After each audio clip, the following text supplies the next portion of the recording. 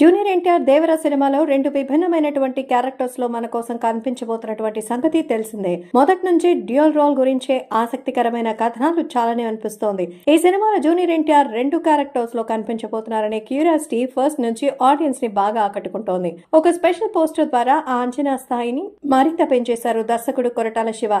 ఈ సినిమాతో ఎలాగైనా బాక్స్ ఆఫీస్ వద్ద బౌన్స్ బ్యాక్ అవ్వాలని అనుకుంటున్నారు. ఎన్టీఆర్ కూడా ఈ సినిమాతో సోలో పాన్ ఇండియా లెవెల్లో సక్సెస్ కావాల్సిన అవసరం ఉంది. కాబట్టి ఈ సినిమాలో కంటెంట్ అయితే చాలా పవర్ఫుల్ గా ఉండబోతున్నట్టు ప్రేక్షకులు ఒక నమ్మకం బాగా ఏర్పడింది.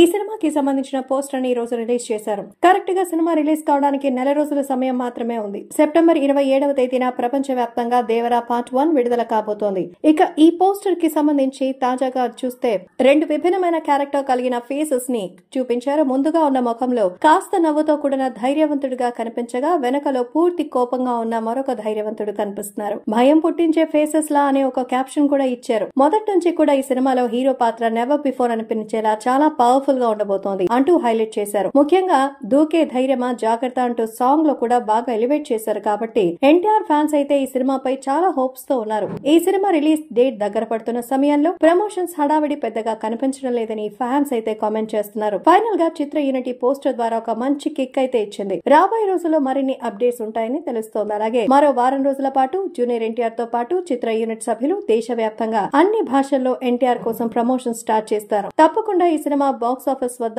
1000 కోట్లు ఖచ్చితంగా కలెక్ట్ చేస్తుందని విశ్లేషకుల అంచనా.